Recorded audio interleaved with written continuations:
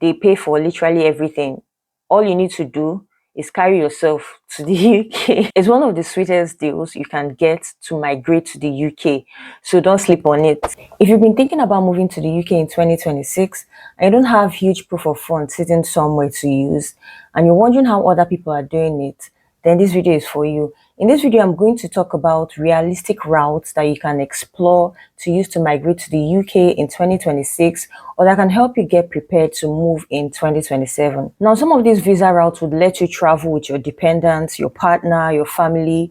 Some are self-sponsored, which means you have to sponsor yourself for the visa, but you don't have to pay the huge amounts that paying for school fees would cost. And some of them are also fully funded, which means you literally don't have to pay a dime. You just find yourself in the UK without paying for anything. So I'm going to get into them now. I should also add that I have first-hand experience with a few, and I also know some people that have benefited from these types of routes that I'm going to discuss here today. So grab a pen and let's get started. Now, the first one we are going to talk about is the UK Global Talent Visa. I don't know if some of you might have heard about it, but it's also one of the easiest routes, and I'm going to talk us through it. This visa is for people that can prove that they are leaders or potential leaders in digital technology, arts and culture, and academia and research. You don't need a job offer for this visa, but you need a visa endorsement. Now, these different routes, depending on if you're going for tech or arts and culture or academia or research, there are different sponsors or bodies that endorse. There are also two categories in this visa. There's the exceptional promise. Those are for people that are kind of in the beginning stage of their careers, typically less than 5 years of experience in the field. And then there's the exceptional talent for people that are well established in their field. In fact, a friend of mine just moved to the UK last year. He applied for this visa, got his endorsement within 3 weeks, got his visa, and then he was able to move to the UK, and his girlfriend was able to join him. So like I said, you can bring in your dependents. There are some terms and conditions for proving that someone is your partner, your girlfriend. I think something like being able to prove that you guys have been living together or communicating in the past 2 years.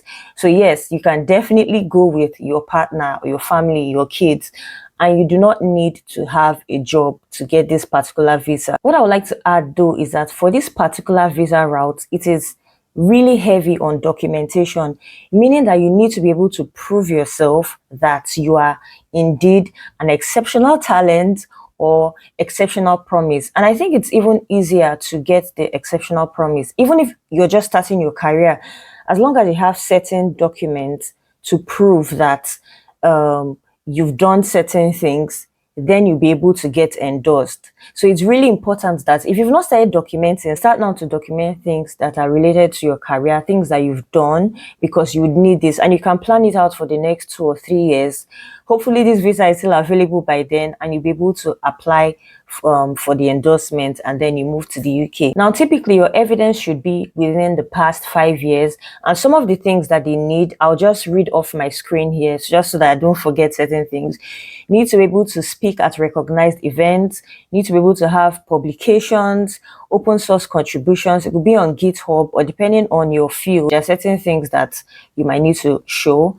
You need to be able to show some awards that you've gotten, industry impact, mentorship. If you've mentored some people, you need to document it, not just mentoring people without documenting what you're doing. And that could be like showing, should I say, screenshots of your chats in a group or things that you've done.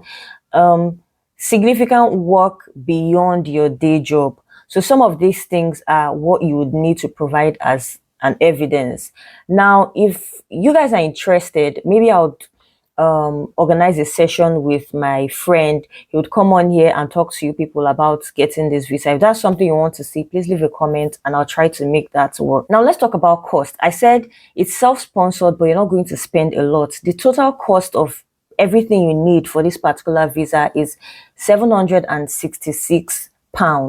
Now, a part of that is for the endorsement fees, which is about £561, and the remaining £205 is for your visa application. Obviously, there's also £1,035 you need to pay for your health surcharge every year, and per person. So if you're coming your dependent, you also have to pay that amount per person. Depending on your visa route, say you get it under the exceptional promise or exceptional talent, you'd be able to get your indefinite leave to remain in the UK. So your ILR, you'll be able to get it in under 3 years or 5 years, depending on which route. So if you go through exceptional promise, you get your ILR in 5 years, and if you go through the exceptional talent, you get your ILR in 3 years. So this is one of the, I don't know, easiest routes. I didn't know anything about it until my friend told me. If you check everything you've done, you might have the documentations already. You just need to package it. This particular visa route is all about packaging. You need to put things together to make logical sense to the endorsement body. And please don't try to make up things within 3 months or within a year to apply. It's on their website that you need to have done these things within a period. You don't need to make up things in just 3 months and hope to get it. So, like I said, you can start to plan now ahead for next 2 years, 3 years to be able to apply for this particular visa. Or if you already have things that you've done, then put it together and apply for this visa. Now, the second visa type is a high potential individual visa, the HPI visa. And this one is pretty simple. If you've graduated from any universities in the UK global top 100 list of universities within the past 5 years, you're eligible to apply for this particular visa.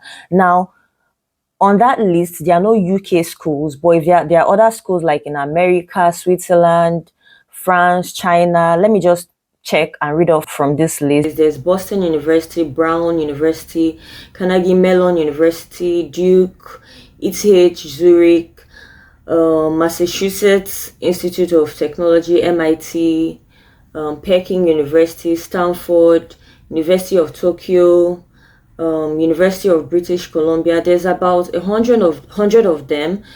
If you've graduated from any of these schools in the past 5 years, then you're eligible. With this particular visa, you get 2 years work visa to live and work in the UK, of course. Then if you did a PhD, you have 3 years work visa. Unlike the Global Talent visa, time spent under this particular HPI visa does not count towards your settlement in the UK. And you have to leave the UK or switch to another visa after this visa expires. So you can't extend it. For the Global Talent visa, you can extend your visa, so apply again. But for this, you cannot reapply for another visa under the same category. You have to switch to another category. Hopefully by then you can switch to the Global Talent visa. And I should also mention, for the Global Talent visa, you can switch from your student visa. You can switch from any visa you are under currently. If you're already in the UK, to that visa, you get your decision in under 3 weeks. If you're outside of the UK, if you're within the UK, I can't remember the duration. And that's also same for the HPI visa. You get your decision in 3 weeks. If you're within the UK, then you get your decision in, I think, 8 weeks. For this visa as well, you can come with your dependent. So for the cost breakdown, it's £880 for the visa, and you have £252 for ECTIS verification. So there's a verification body that would verify your certifications, your credentials, and of course there's the health surcharge of £1,035 per person per year. Now the third one on the list is the Innovator Founder visa. And I would say this is a bit more technical, and I dare to say it's the most difficult of the 4 that I'm going to discuss here today on the list, but it's something that is doable. For this visa, you need to have an innovative business idea and a scalable model, meaning your business has to be innovative. It can be anything, but there has to be some element of it being innovative and of it being scalable. Then you have to get an endorsement body to endorse you or your business for this particular visa. Unlike before, you don't need £50,000 as proof of funds to show that you can fund this business, but you need to have a plan, like a very, should I say, detailed business plan on how you're going to raise the money, how you're going to pay your staff, how you're going to carry on the business, what makes this business innovative, why should they endorse you for this business.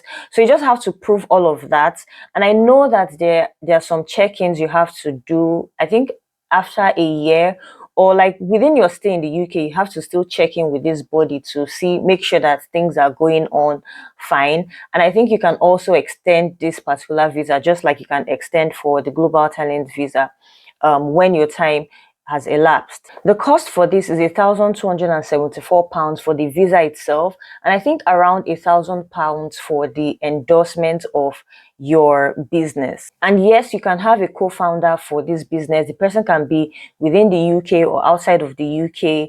You guys have to be bringing something together to form this business. And even if you have a co-founder, both of you have to apply separately. You can still mention the same business, but it has to be like separate applications for the business. There's this guy I follow a lot that talks about this visa. He got his, and he tries to talk to people or help people to prepare and get theirs as well. He has a forum where he posts sometimes some founders are looking for co-founders, and there are some Nigerian businesses, I don't remember the name. There's this payment business in Nigeria that is already thriving. They also applied for that visa in the UK and they got it. So some of these endorsement bodies, they have webinar sessions where people can ask questions. So go online and research about the different endorsement bodies there. Go to their website and sign up for any of their webinars so that you get more detailed information on this particular visa. Now, of all the different visas I've said here today, they seem difficult, but if you plan out yourself well, you'd be able to apply for it and you'll be able to get it. It all depends on how much you plan for it. So the last one I'm going to talk about is the one where you don't have to pay a single dime to anybody. You just go yourself to the UK. Everything is paid for. You don't have to worry about money. You get stipends, you get your flights, visa, depending on the one you apply for. I'm a beneficiary and I know a number of persons that travel to the UK or other countries through this. Now that's talking about scholarships, fully funded scholarships. And there are so many scholarships out there that people tend to sleep on.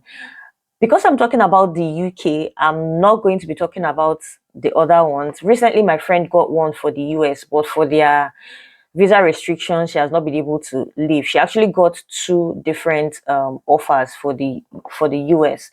But I'm going to focus on the UK now. Maybe if you want me to talk about different scholarship opportunities that you can use to go to different countries, then I can do a video about that. There are certain websites that you can visit that post these kind of opportunities, and I'll list them here. If you're a PhD student, I think that's even easier because there are more PhD opportunities. So long as your research interest aligns with what the school is offering, then you'd be able to get something. Go to any of these websites here, jobs.ac.uk, findaphd.com, or go to universities' websites. Like, that is where the real deal is. Go to those universities' websites, go to your particular department and look for PhD offers there and apply directly to the school. There are still some other ones that anyone can apply for master's students. There's the Great Scholarship. You can check the British Council website. There's Chevening, there's Commonwealth, and there's PTDF. If you're in Nigerian, then this PTDF would work for you. I'm going to highlight more on that. But look out for these scholarships, and you should treat getting a scholarship like a job. Like, you need to search, you need to apply. Make sure that every application is tailored to the particular offer that's out there. Look for fully funded ones. Look for ones that would fund someone and sponsor someone internationally. So depending on the country you're coming from, there are different opportunities out there. You just need to search. Guys, let me talk about the one that I got. So if you're in Nigeria and this would work for you, it's the PTDF scholarship, Petroleum Technology Development Fund. This scholarship is done every single year. And I got mine a couple of years back. I know people that have gotten it following years after I got mine. Even till this year. In fact, you should know that the deadline for this is 27th of February this year. So if you haven't applied, go to their website and apply. It's really easy to apply.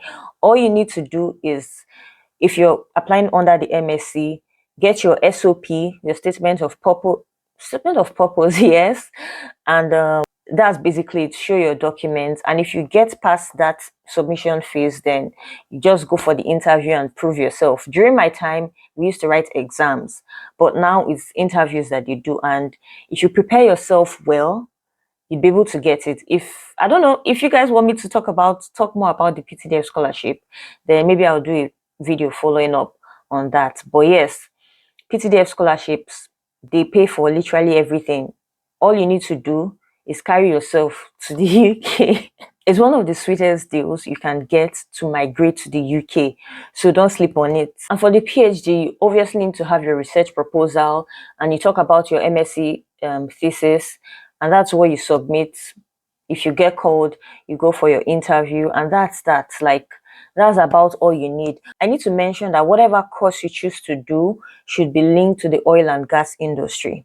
So you need to find your way to work around it, but you need to make sure that the course you choose under the PTDF, that the course you choose is linked to the oil and gas industry. That's the only way you can get past that first stage and, get the scholarship. I'm sharing this because these are some of the things I wished I knew earlier. If I'd known about the Global Talent Visa a long time ago, I would have started working towards it. I know information is power, and there are some people that have never even heard of some of these things. And even for the PTDF, me hearing about it was just my friend calling me and telling me, oh, there's this scholarship, you should apply. And that was how I applied. So guys, you need to put in the work, prepare. Don't treat this trivially. If your goal is to migrate to the UK, if your goal is to jabba out of Nigeria, out of any country you're in, Nigeria, African country, India, Pakistan, wherever it is you want to migrate from, ensure that you put in the work. If there's something else you want me to talk more about, maybe the Global Talent Visa, I could invite my friend here, or